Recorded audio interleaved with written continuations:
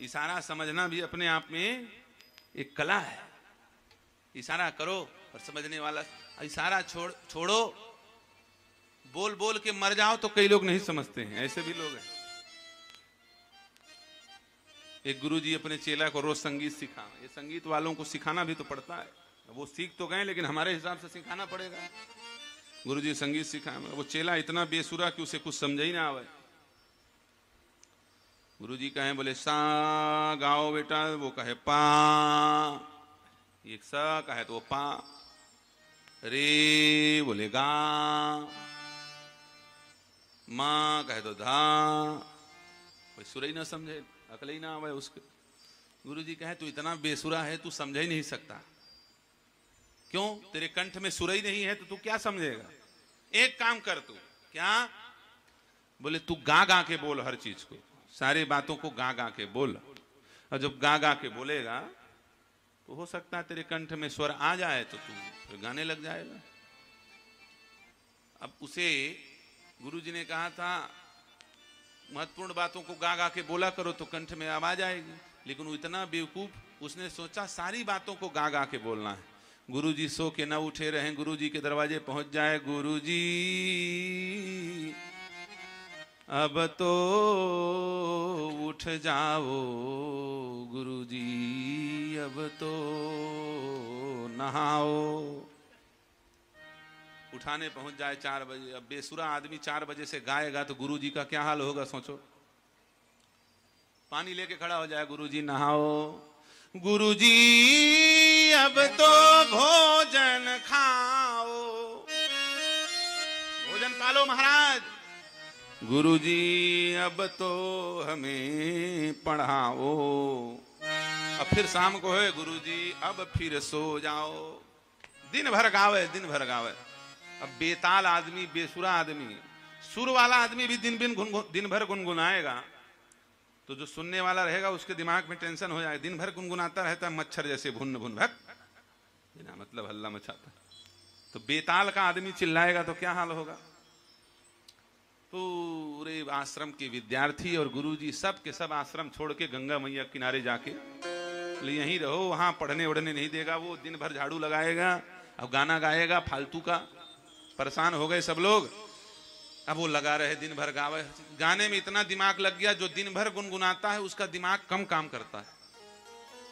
थोड़ा बहुत संगीत गाना,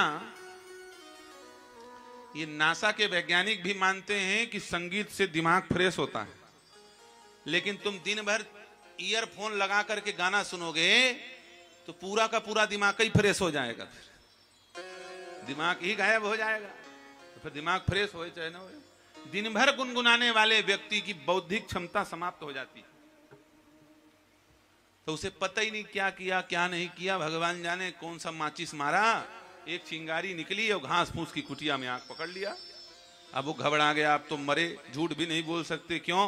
क्योंकि गुरुजी बैठे गंगा किनारे, एक भी विद्यार्थी नहीं, हम ही हैं सेवा करने के लिए। उसने थोड़ा बहुत पानी वानी डालने का प्रयास किया, लेकिन घास फूस की कुटिया तेजी से आग पकड़ लिया उसने। अब बोला अब तो मरे, गुरुजी मार डालेंगे, चलो कम से कम गुरुजी को तो बताएं। भागा जोड़ से गुरुजी के पास।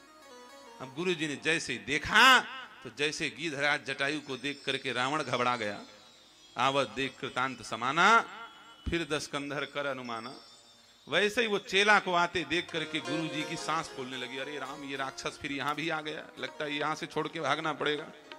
दौड़ा आया, बोले क्या बात है। उसने इशारा किया, बोले रुक जाओ, पास आने दो फिर बताऊंगा। पास में जाके खड़ा, सांस ले भाई जोर जोर से। गुरुजी ने कहा क्या हो गया, इतनी जोर जोर से सांस क्यों ले रहा है। उसने कहा रुक जाओ गुरुजी, छोटी मोटी बात नहीं है, सांस को सम हो जाने दो भाई, बहुत बड़ी बात है। सांस जब सम, अब तो बता दे क्या हुआ। तब उसने कहा गुरुजी गुरुजी गुरुजी गुरुजी गुरुजी गुरुजी। 15 मिनट हो गया गुरुजी जी गुरुजी करे। अरे बोले बेवकूफ कहीं के, इसके आगे बोलेगा। अरे नहीं महाराज, छोटी मोटी बात एक राग में सुनाऊंगा, ये बहुत बड़ी बात है। जब तक 7 राग में नहीं गालूंगा तब तक कैसे सुनाऊंगा आपको। अब उसने ताल बदल दिया, गुरुजी गुरुजी गुरुजी गुरु गुरुजी गुरु। अब रंग रंग रंग के राग गावे, गुरु जी गुरु जी गुरु जी गुरु गुरु जी गुरु जी गुरु लगा गुरु जी करने। गुरु जी ने कहा मारूंगा डंडा, सिर फट जाएगा तेरा, 6 घंटा हो गया गुरु, आगे की बात बता।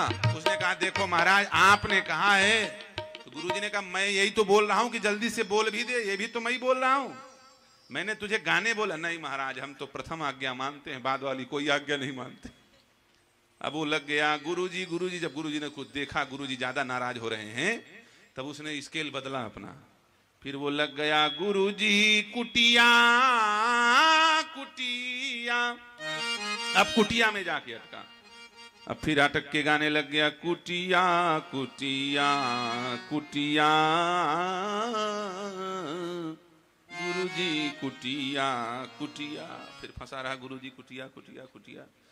गुरुजी ने कहा मर गई, वाह रे बेवकूफ चेला, हमने बोल करके समझाया फिर भी नहीं समझ रहा। अरे रुक जा भगवान तेरे हाथ जोड़ता हूं, बोल तो दे क्या बात है।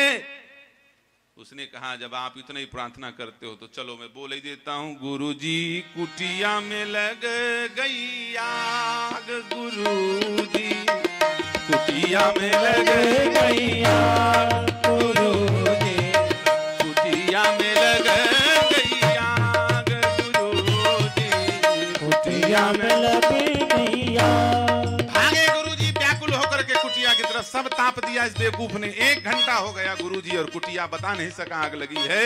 घास फूस की कुटिया 1 घंटे तक थोड़ी टिकेगी। जब गुरुजी लौटे तो पूरी कुटिया जल के राख हो गई थी। रस्सी वस्सी में थोड़ा बहुत धुआं फूस फूस निकल रहा था, राख भी बैठ गया था जमीन में। गुरुजी ने कहा धन्यवाद है बेटा, जाओ तुम्हारी शिक्षा पूरी हो गई। तुमने जो चौपाई गाई वो पूरी नहीं हुई, बस उसे पूरा सुन लो। क्या तुमने गाया था गुरुजी कुटिया में लग गई आग, गुरुजी कुटिया में लग गई आग। ये तुमने गाया था, मैं पूरा कर देता हूं। तब तक कुटिया होई गई खाक, तब तक कुटिया होई गई खाक, गुरुजी कुटिया में लग गई आग, गुरुजी कुटिया में लग गई आग। तो ये हालत होता है जब गुरु को चेला जो है, गुरु को चेला जब चैला मिल जाए, चैला लकड़ी का चैला होता है ना, जहां फंस जाए वहीं का कपड़ा फाड़ देता है, तो गुरु भी सिर पीट के रोता है। फिर ये बेचारे बच्चे हैं गुरुजी करते रहते हैं। खैर हम नाराज तो नहीं हैं, लेकिन बीच बीच में थोड़ा दिमाग में टॉनिक देना पड़ता है जिससे प्रेजेंट माइंड रहे, एब्सेंट बॉडी ना हो, है कि नहीं। हाँ, प्रेजेंट बॉडी और प्रेजेंट माइंड हो। कभी कभी क्या है प्रेजेंट बॉडी और एब्सेंट माइंड हो जाता है मामला, तब गड़बड़ होता है। सियावर रामचंद्र भगवान की।